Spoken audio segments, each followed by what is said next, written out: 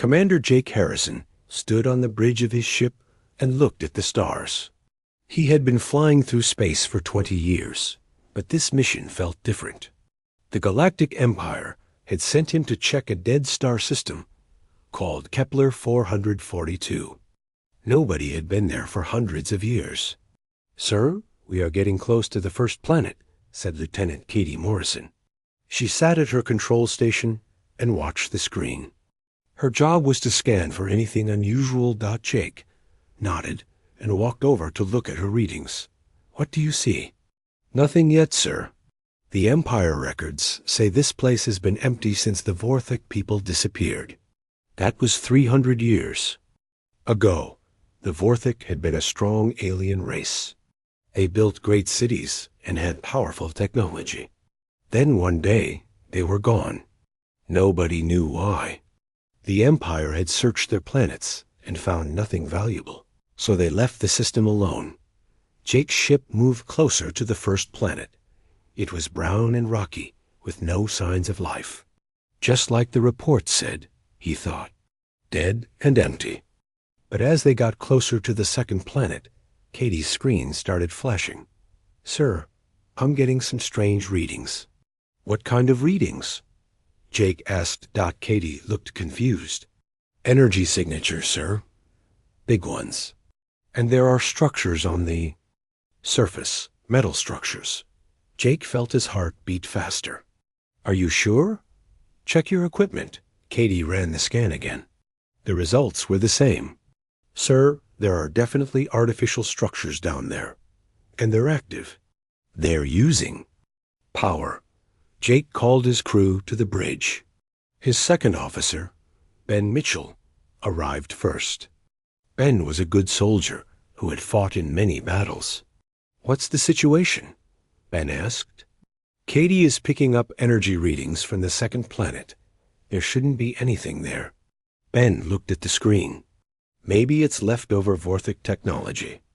Some of their machines might still be working." Katie shook her head. "Sir, these readings are too strong for old machines. And I'm getting something else." She paused and looked at her screen again. "Life signs." "What kind of life signs?" Jake asked. "They look like humans, sir." The bridge went quiet. Everyone stared at Katie. "That's impossible," Ben said. "There are no human colonies in this sector. The Empire would know about them." Jake felt confused. Humans were not considered important by the Empire. They were a young species that had only been traveling in space for a few hundred years. Most humans lived on their home planet, Earth, or on a few small colonies near it. "Run the scan one more." "Time," Jake ordered. Katie did as she was told. The results were the same. "Sir, I'm reading millions of human life signs. They're spread across the entire planet." Jake sat down in his command chair. This made no sense. How could millions of humans be living on a dead planet so far from Earth? "Take us to the third planet," he said. As they flew to the third planet, Katie kept scanning. "Sir, the third planet has humans too, and so does the fourth planet." "How many?" Jake asked. "Billions, sir. There are billions of humans living in this system." Jake felt dizzy. This was impossible. The Empire knew about every human colony. They kept records of where humans went and what they did. Humans were not allowed to start colonies without Empire permission. "Sir, there's something else," Katie said. "The structures on these planets, they're not just Vorthik buildings. They look like a mix of Vorthik and human technology." Ben looked at the screen. "How is that possible? Humans don't have the technology to modify Vorthik buildings." "I don't." "No, sir, but that's what the scans are showing." Jake stood up and walked to the main viewing window. He could see the planets in the distance. They looked peaceful and quiet, but he knew they were full of life. "Send a message to Admiral Rick Patterson at Empire Headquarters," he ordered. "Tell him we need to talk to him right away." A few minutes later, Admiral Patterson appeared on the main screen. He was an older man with gray hair and a stern face. He had been running Empire operations for 30 years. "What's so important that you had to call me directly?" the Admiral asked. "Sir, we found something unusual in the Kepler 442 system. There are humans here. Lots of them." Admiral Patterson looked annoyed. "That's impossible. There are no human colonies in that sector." "Sir, I'm looking at the readings myself. There are billions of humans living on 3 planets, and they appear to be using advanced technology." The Admiral was quiet for a moment. "Are you sure your equipment is working correctly?" "We've checked it multiple times, sir. The readings are accurate. Humans don't have the ability to travel that far and start colonies without our knowledge. And they certainly don't have advanced technology."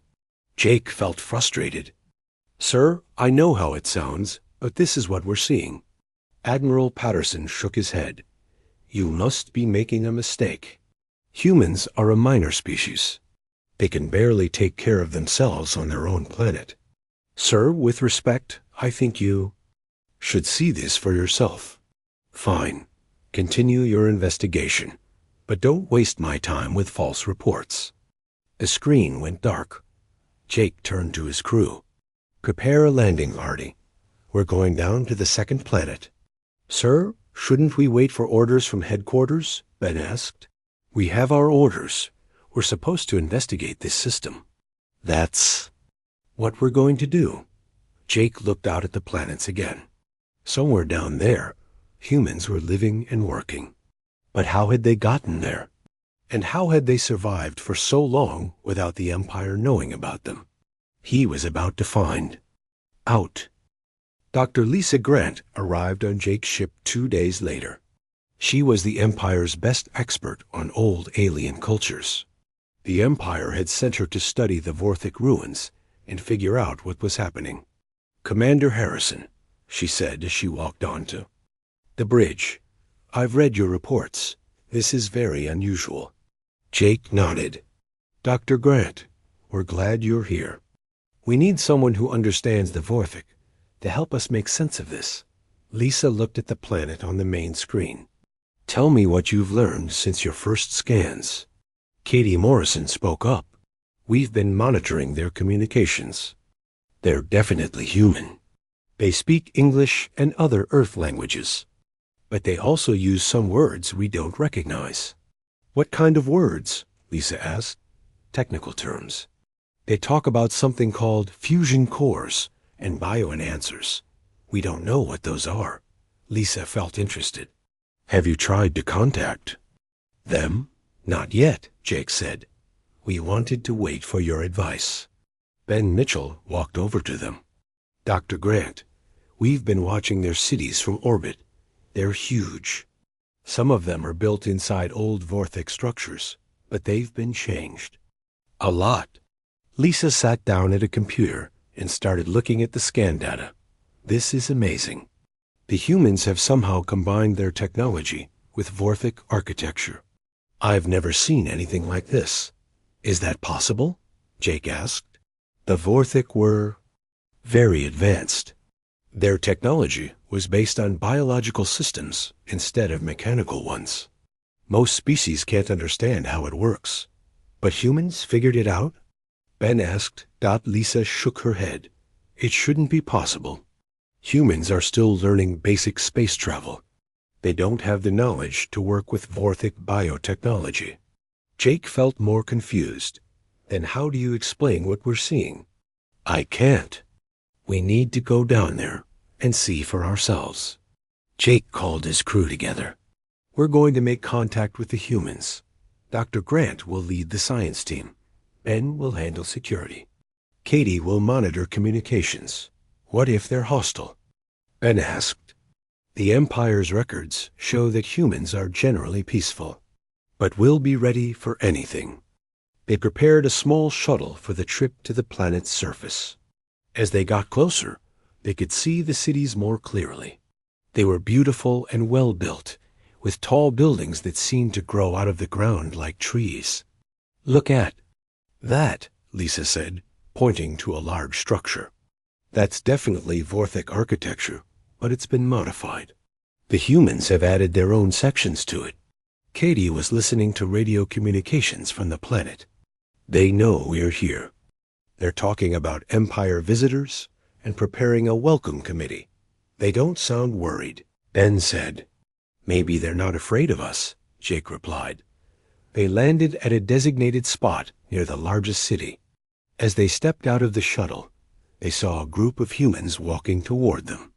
The humans were dressed in simple clothes, but they carried devices that looked very advanced. A woman with brown hair approached them. Welcome to New Haven City, she said with a smile. I'm Mayor Elena Rodriguez. We've been expecting you. Jake stepped forward. I'm Commander Jake Harrison of the Galactic Empire. This is Dr. Lisa Grant and Lieutenant Ben Mitchell. Elena shook their hands. It's nice to meet you. We don't get many visitors from the Empire. You've had Empire visitors before? Jake asked. Oh yes, a few times over the years. Though it's been a while since the last ones. Lisa looked confused. There's no record of Empire visits to this system. Elena smiled. Maybe they didn't report back. Would you like a tour of our city? As they walked through the streets, Jake couldn't believe what he was seeing. The buildings were tall and clean. The streets were filled with people who looked happy and healthy. There were parks and gardens everywhere. How long have you been here? Lisa asked. Our people first arrived about 400 years ago, Elena said. We found this system by accident when one of our ships had engine problems. 400 years? Ben said. That's before the Empire even knew humans existed. We've been exploring space longer than most people think. Elena replied. They walked past a large building that was clearly old Vorthic construction, but it had been changed. There were human additions built into the sides, and the entrance had been modified to fit human needs. How did you learn to work with Vorthic technology? Lisa asked. Elena stopped walking and looked at her. We studied it. We learned. We adapted it to our needs. But Vorthic biotechnology is extremely complex. It took the Empire's best scientists years just to understand the basics. We had 400 years to figure it out, Elena said. And we're very good at learning. They entered the building, which turned out to be a medical center. Inside, Jake saw equipment that looked more advanced than anything the Empire had. Humans in white coats were working with devices that seemed to be part machine and part living organism. This is Dr. Amy Peterson, Elena said, introducing them to a woman with blonde hair. She runs our medical research division. Dr. Peterson shook their hands. Welcome to our world. I hope you're enjoying your visit. Dr. Peterson, Lisa said, could you explain how you've managed to integrate Vorthic biotechnology with human medicine? Of course. When we first arrived, we found that many Vorthic systems were still active. We studied them carefully and learned how they worked. Then we adapted them to help human biology. What kind of adaptations? Lisa asked. We've extended human lifespans to about 200 years. We've eliminated most diseases. We've even made some improvements to human physical capabilities. Jake felt shocked. You've modified yourselves? Just minor improvements. Better immune systems, stronger bones, improved healing. Nothing too dramatic. Ben looked worried. The Empire has strict rules about genetic modification. Elena and Dr. Peterson exchanged glances. We're not part of the Empire, Elena said. We govern ourselves, but all human colonies are part of the Empire, Jake said. Not this one, Elena replied. We've been independent since we arrived here. Lisa realized that everything they thought they knew about humans was wrong. These people had been living and growing for 400 years without any help from the Empire. They had learned to use technology that the Empire couldn't even understand. How many people live in this system? She asked. About 3 billion. Across all 3 planets, Elena said. We've been growing steadily. 3 billion people, Ben whispered. That's more than most Empire worlds. As they continued the tour, Jake began to understand that they weren't just dealing with a lost colony. These humans had built their own civilization. They had their own government, their own technology, and their own way of life. We should probably contact Admiral Patterson, he said to his team. Good idea, Lisa agreed. This is much bigger than we expected. Elena overheard them. Please tell your admiral that we're always happy to talk. We believe in peaceful relationships with all species. As they walked back to their shuttle, Jake realized that everything was about to change. The Empire had found a human civilization that they didn't know existed. And these humans were far more advanced than anyone had imagined.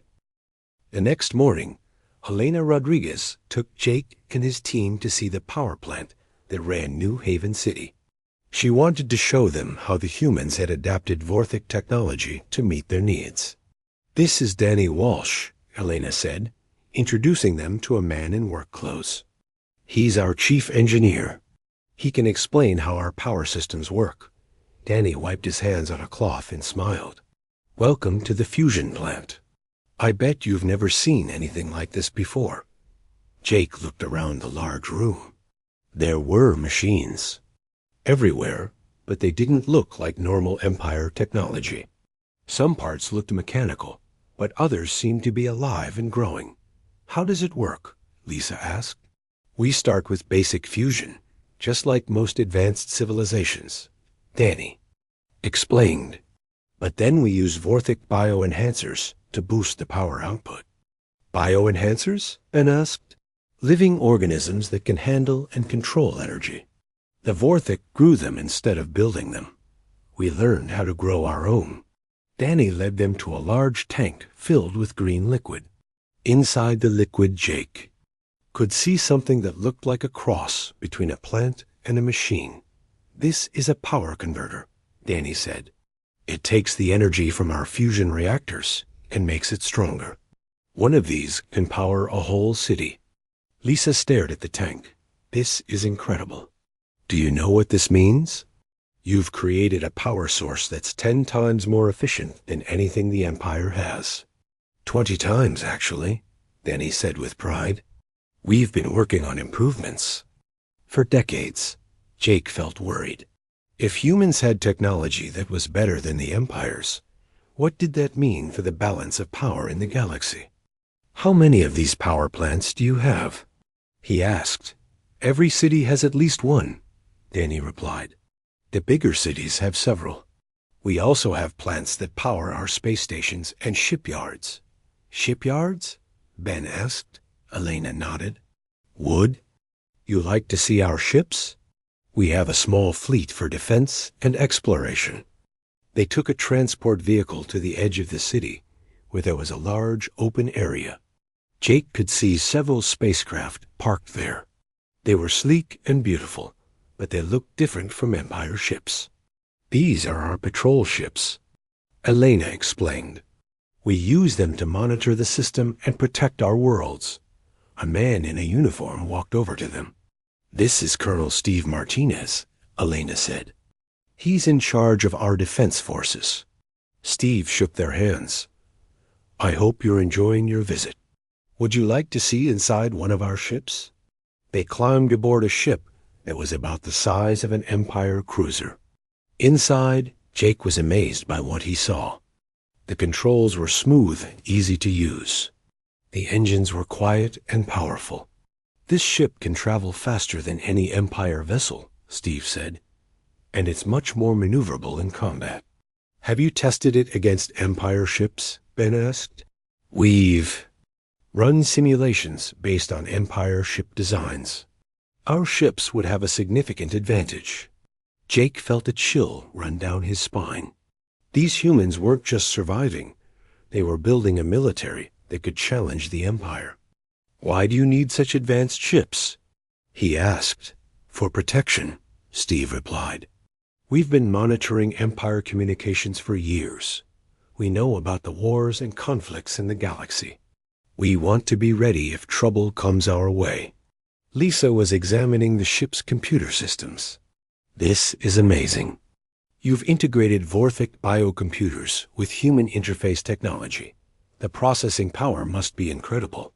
Our computers can solve problems that would take Empire systems days to figure out, Steve said.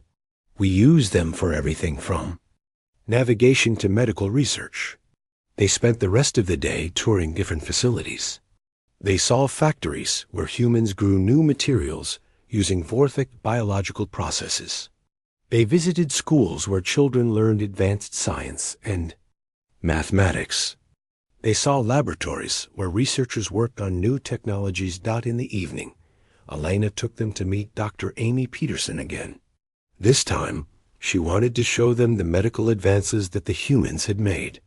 We've learned a lot about human biology over the past 400 years, Dr. Peterson explained. We've found ways to improve almost every aspect of human health. She led them to a room where several people were lying on beds connected to strange-looking machines. These people are receiving genetic therapy, she said. We can fix genetic defects, improve immune systems, and even enhance physical abilities. Is it safe? Lisa asked. Very safe. We've been doing this for over a century. We've never had a serious problem. One of the patients, a woman in her 50s, sat up and smiled at them. I'm getting treatment for a spinal injury, she said. In a few days, I'll be able to walk again. Jake was amazed. Empire medicine could do many things, but it couldn't heal spinal injuries that easily. How do you do it? He asked. We use modified Vorthic healing organisms, Dr. Peterson explained. They can repair damage to the human body at the cellular level. This is incredible, Lisa said. You've essentially eliminated disability and disease. Not eliminated, Dr. Peterson corrected, but we've made them much less of a problem. Our people live longer, healthier lives. As they walked back to their shuttle, Jake's mind was spinning. Everything he thought he knew about humans was wrong. They weren't a weak, primitive species that needed the Empire's protection. They were advanced, independent, and growing stronger every day. We need to report this to Admiral Patterson immediately, he said to his team. He's not going to believe it, Ben replied. He has to believe it. The evidence is right here in front of us. That night, Jake sent a long report to Empire headquarters. He described everything they had seen: the advanced technology, the large population, the military capabilities, and the medical advances. A few hours later, Admiral Patterson called him back. The Admiral looked angry and confused. Commander Harrison, I've read your report. Are you trying to tell me that humans have built a civilization that rivals the Empire? Sir, that's exactly what I'm telling you. These people have been developing for 400 years without any outside help. They've learned to use Vorthic technology in ways that we can't even understand. That's impossible. Humans are barely capable of interstellar travel. Sir, I've seen their ships. They're faster and more advanced than ours. I've seen their power. Plants, they're more efficient than anything the Empire has. I've seen their medical facilities. They can heal injuries that we consider permanent. Admiral Patterson was quiet for a long moment. Commander, I want you to continue your investigation, but I want you to be very careful. If what you're telling me is true, this could change everything. Yes, sir. It already has. Jake looked out at the lights of New Haven City. Tomorrow, he would learn even more about what the humans had accomplished. And he had a feeling that the Empire would never be the same again. 3 days later, Ambassador Henry Brooks arrived from Empire headquarters. He was a tall, serious man who had handled difficult diplomatic situations for over 30 years. The Empire had sent him to figure out what the humans wanted and how to deal with them. Commander Harrison, he said as he stepped off his transport ship, I've read all your reports. I need to see this human civilization for myself. Jake nodded. Ambassador Brooks, I think you'll find this very interesting. These humans are not what we expected. Elena Rodriguez met them at the landing pad. She was dressed in formal clothes and had several other officials with her. Welcome, Ambassador. Brooks, she said. I'm Mayor Rodriguez. We're honored to have such an important Empire representative visit our world. Henry looked around at the advanced buildings and technology. Mayor Rodriguez, I must admit I'm surprised by what I see here. The Empire had no idea that humans had established colonies in this region. We've been here for 400 years, Elena replied. We've built our own society and government. We're completely independent. Independent? Henry asked. But all. Human colonies are part of the Empire's protection system. Elena smiled. Not this one. We govern ourselves and make our own decisions. Henry felt uncomfortable. In his experience, smaller civilizations always wanted to join the Empire for protection and trade benefits. These humans seemed different. Perhaps we should discuss this. More formally, he said. I'd like to meet with your leaders. Elena nodded. Of course. President Linda Thompson is waiting to meet you. They traveled to the Capitol building, which was a beautiful structure that combined human and Vorthic architecture. Inside, Henry met President Thompson, a woman in her 60s with gray hair and intelligent eyes. Ambassador Brooks, she said, shaking his hand. Welcome to our world. I hope you're enjoying your visit. President Thompson, I must say I'm impressed by what your people have accomplished. But I'm also confused.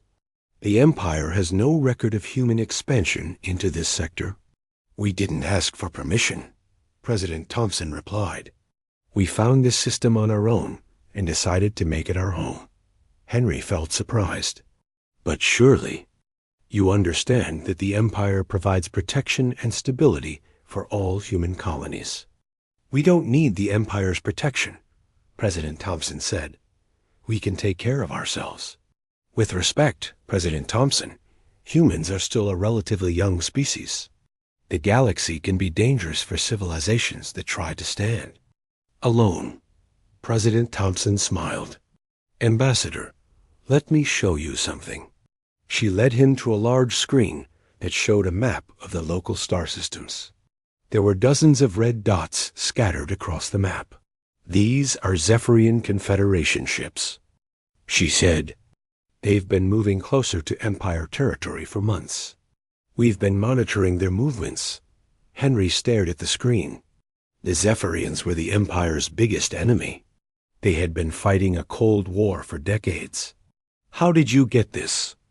Information? He asked. We have our own intelligence network, President Thompson replied. We've been watching the Zephyrians for years. Why are you telling me this? Because we have a proposal for you. We want to offer the Empire a mutual defense agreement. Henry felt shocked. You want to form an alliance with the Empire? Not an alliance, a partnership. We help defend Empire territory from the Zephyrians. In exchange, the Empire recognizes our independence and establishes trade relationships with us. Henry couldn't believe what he was hearing. A human civilization was offering to help defend the Empire. It was unprecedented. President Thompson, I appreciate your offer, but I'm not sure the Empire needs help from a human colony. Let me show you something else, she said. She pressed a button, and the screen changed to show video of human spaceships. They were large, sleek, and obviously very advanced.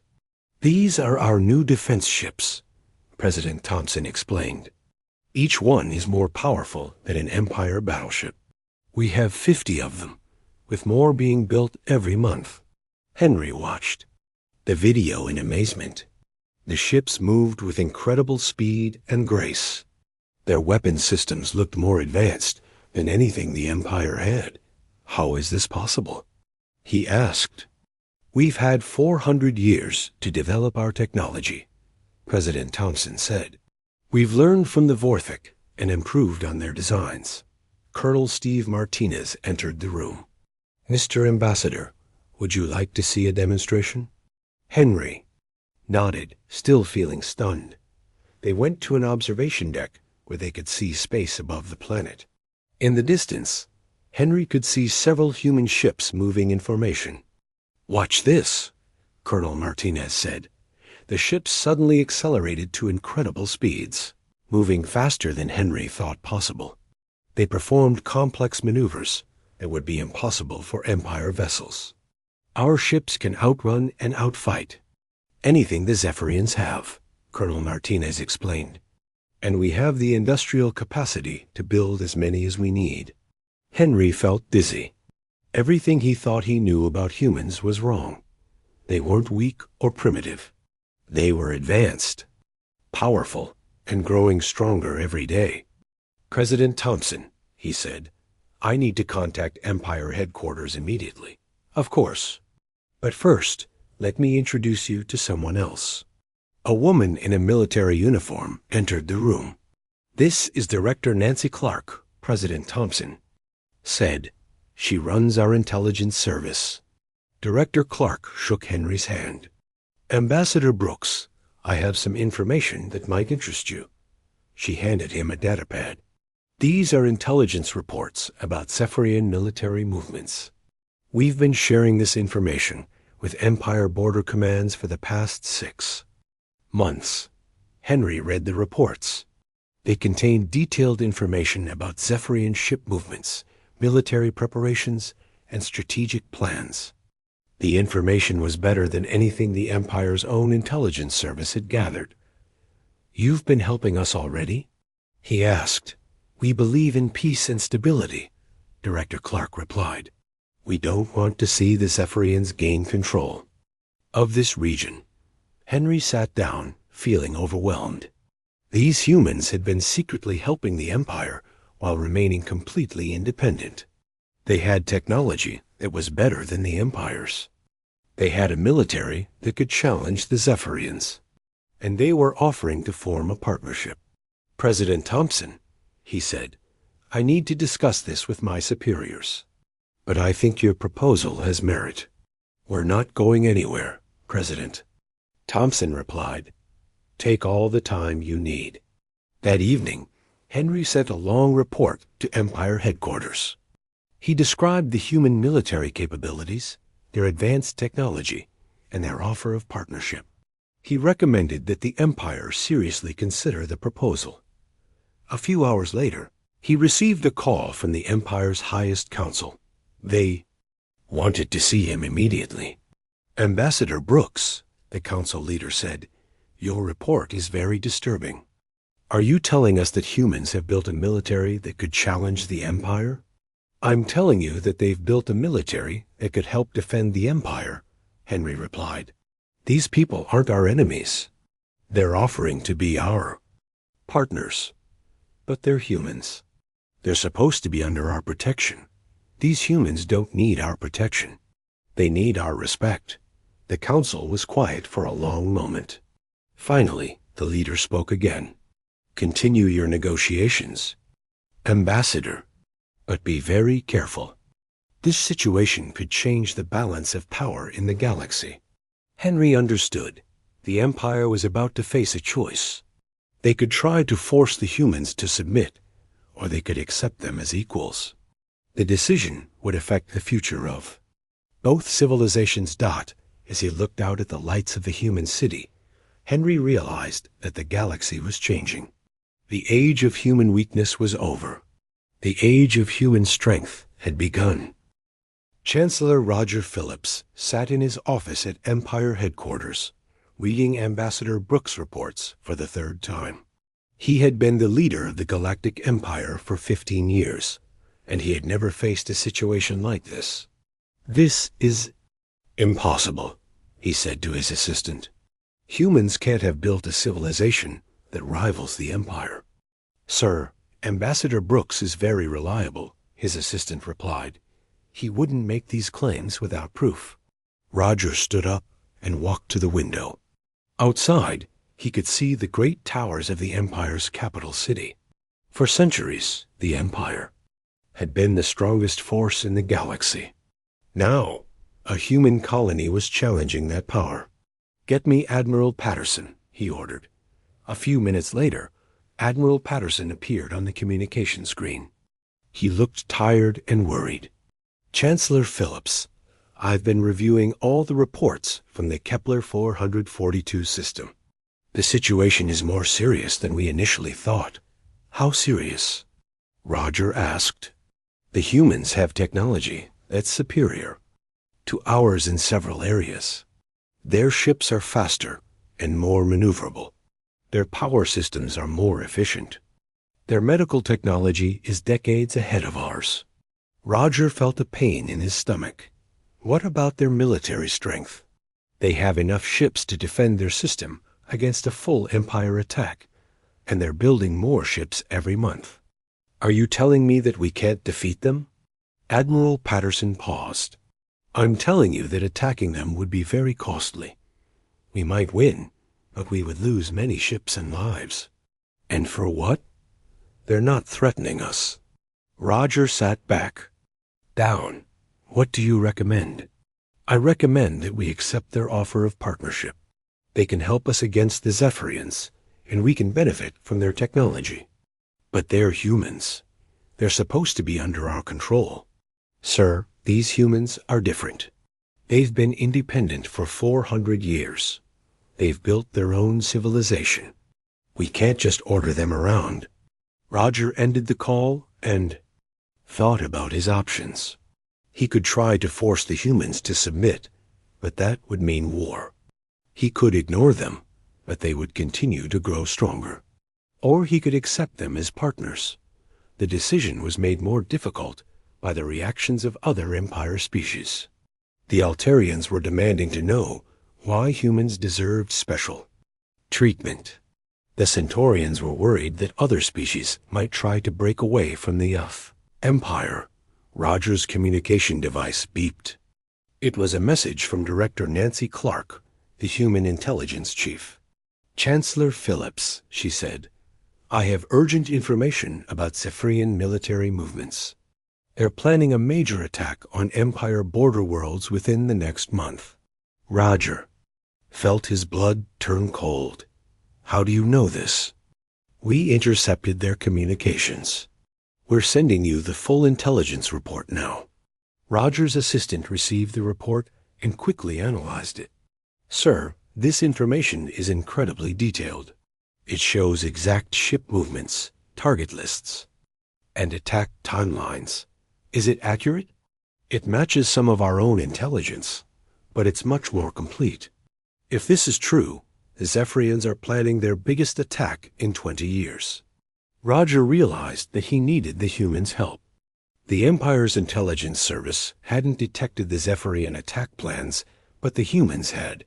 Their technology and capabilities were too valuable to ignore. "Get me President Thompson," he ordered. A few minutes later, President Linda Thompson appeared on the screen. She looked calm and confident. "Chancellor Phillips, it's an honor to speak with you directly." "President Thompson, I've received your intelligence report about the Zephyrian attack. How reliable is this information?" "Very reliable. We've been monitoring Zephyrian communications for months. This attack is definitely going to happen. Why are you helping us?" "Because we believe in peace and stability. The Zephyrians are a threat to everyone in this region, including us."